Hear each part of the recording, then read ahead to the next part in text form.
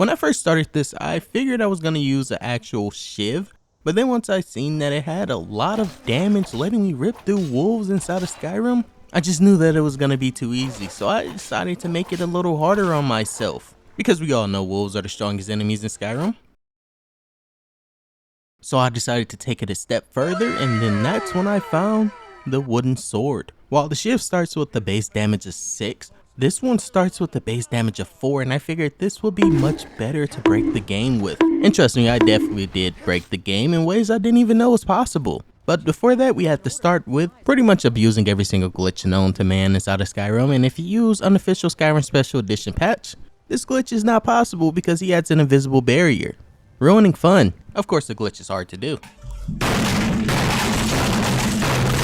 But once you do finally make it through and jump to the top of the wall, you just walk straight over and there's no invisible wall. And even though I did put this on 300% speed, this took me a lot longer to actually do because I suck at cheating. And that's a very sad thing that I hate to admit. I used to be very good at cheating, but then I got lazy at cheating, and now I want cheating to be cheating so I can cheat when I cheat. That made a lot more sense in my head than when I said it out loud, but either way, once we go through these rocks, we have a chest that is under the map. And weirdly enough, even though it is under Jorvaskr, it actually belongs to the War Maidens. So we pretty much go to this chest and take everything that we think is valuable. I would say take everything just so that you can randomly sell it. And depending on how rich your merchants are, you could possibly walk away with millions. Of course, there was better armor than the steel armor inside of that chest, but honestly, by the end of this video, armor won't even matter. Neither will the weapon.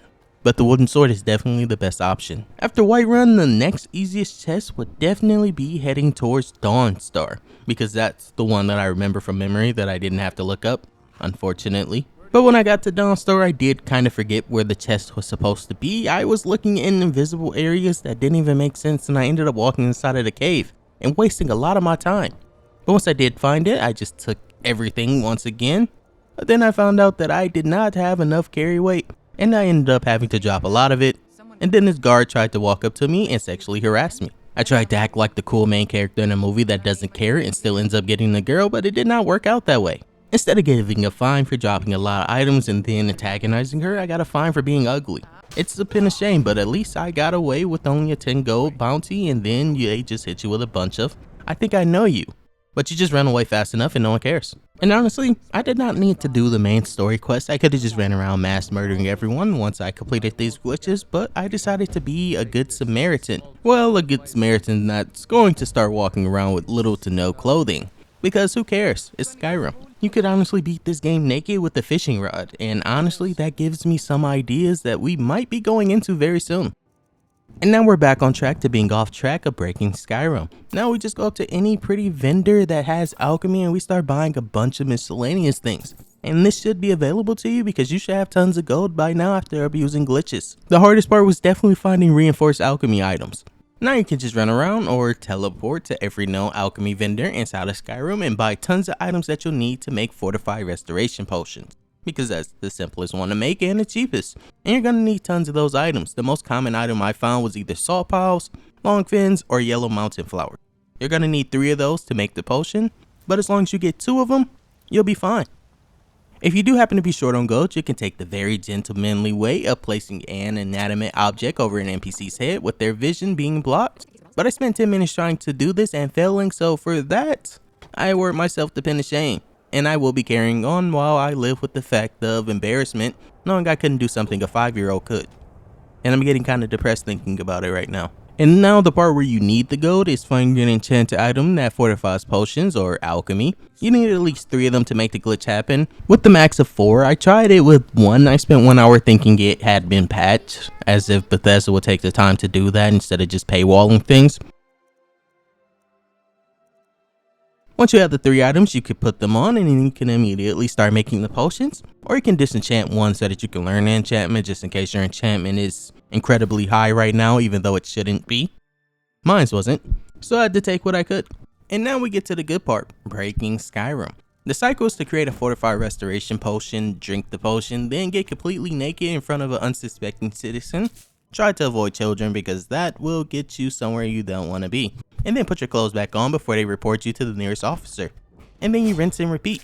Every time you make a new potion, it should have higher effects than the last. And it's not because your alchemy is increasing, it's because the values of the armor enchantment are increasing indefinitely, which means you could do this until you have over 1,000,000 fortified alchemy effects, which would cause the game to break and crash. So we're just gonna be doing it enough that I can play the game and basically one-shot things on the legendary difficulty. And by the end of this, not only will you still be naked and sexy, from that you'll also have maxed out alchemy and some insanely broken restoration potions that you can drink and boost your alchemy, making skills at any time, and also start to make fortified enchanting potions as the step 3 of breaking Skyrim.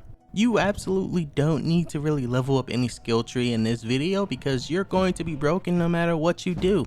And that's why we're going to be using a wooden sword, just to make it a little harder on ourselves. I mean, come on, who doesn't want to run around Skyrim completely naked and be able to kill dragons with 1 to 2 hits? That is the ultimate goal when you play Skyrim, in my opinion. Or maybe you want to run some of those skimpy, not safe for work mods and just bonk everything to death. And then the final step, because we do want to enchant things, you want to go and find some petty soul gems because you really won't need any grand ones with the fortified enchantments that you have. And if you need more money, you could just go take those fortified restoration potions and just sell it to any vendor that you need, because you're only really going to need 10 of them to break the game. Or maybe even less than that, but I decided to make a bunch of them because you're going to want to max out alchemy. Just so you can say that you did. You really don't need it maxed out either way. And I sold it to every vendor I could find, knowing they didn't have enough gold to afford it. But still, I did so anyway because I wanted to rob them blind. Well, I guess my potions being worth so much, they got the better end of the deal, because buying it back would be pretty much impossible. Weirdly or not weirdly enough, Khajiit caravans kind of had the most gold, so I just sold it to them most of the time when I could find them. Just have to wait 2 days every time, and then they relocate and they have more gold. The hardest part though was definitely being a naked sexy person, because when I was trying to watch the execution of a criminal, a guy walked up right behind me and started sexually harassing me. Again, I'm starting to figure out that this is a common theme inside of Skyrim. Once you get to Solitude, you want to go to the clothing store because they have the most enchanted clothing and armors that you can find inside of Skyrim. So we're looking for enchant one-handed damage. But if you can't find it, you just leave the shop and wait 2 days. And then you go back inside and then you keep cycling until you end up finding what you need. This did take me a lot longer than I wanted to admit, because I also wanted heavy armor skill, because I did not want to be a glass cannon and get one shot by things when I could be one-shotting them. I mean, if you did do the main quest, you could just go to the College of Winterhold, because you can do this bug at pretty much any point in the game. There's nothing ever stopping you from doing so, unless you install mods to fix these bugs, which I don't recommend. Unless you're one of those people that just can't help theirself but cheat, like me. Because I mean, honestly, you could just avoid most of these cheats without ever touching or figuring them out unless you look for it. And by the time that you're done, you should have some equipment that says almost 2,000% more one-handed damage and maybe 400 more heavy armor skill. Even though heavy armor does kind of cap around 244, I believe. But still, it's the thought that counts. And then you can just go around one-shotting or 3-shotting or 2-shotting, maybe 4-shotting things with the wooden sword. But it's a wooden sword, the amount doesn't matter, as long as they die very quickly. And this is the main reason why I started doing the main quest, because I did not need to break the game, but I wanted to show the progress of how a wooden sword is the only thing you need to break Skyrim, along with a bunch of other glitches. But the wooden sword is the main attraction here because that is the main weapon that I'm using. And the best part about the wooden sword is that it doesn't really make a slash effect. Kind of just bonking things and they're just dying. Imagine being known as the man who walked around Skyrim with the wooden sword and slayed the ebony warrior. Although I did not get that far in this video, I did slay everything else that was in my way. And trust me, when you don't have to force yourself to use ugly next level weapons like the elven or the ebony weapons, unless you're using the ebony blade, which does in fact look pretty cool, if I might add myself. When you can just use any weapon that you want to because you learned how to break Skyrim at a level that not many people end up doing, then you start having fun. Generally, with Bleak Falls Bureau on Legendary Edition, when you're just about level 17, would be almost impossible. Due to this not really being a beginner level dungeon, people just end up doing it anyway. But that's because they play on novice. They are not the same as us. And the best part is that this sword could be further enchanted with fire or frost effects, but I decided to nerf its epicness just so that I could hear this amazing speech.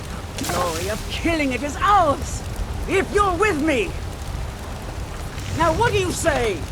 Shall we go kill us a dragon? Yeah! Damn right! Let's move out. It is clearly the best speech inside of Skyrim, and it pumps you up to go fight a dragon with a wooden sword, which I believe might be the first time this has been done. The dragon, which happens to be the toughest enemy inside of Skyrim, even though this version might be a little bit nerfed considering this is meant to be fought at a beginning level, but with the wooden sword, everything becomes trivial. At this level, usually a guard would take the last kill or the last hit, but with the wooden sword of this magnitude, anything becomes easy and then you can pretty much 1 or 2 shot a dragon.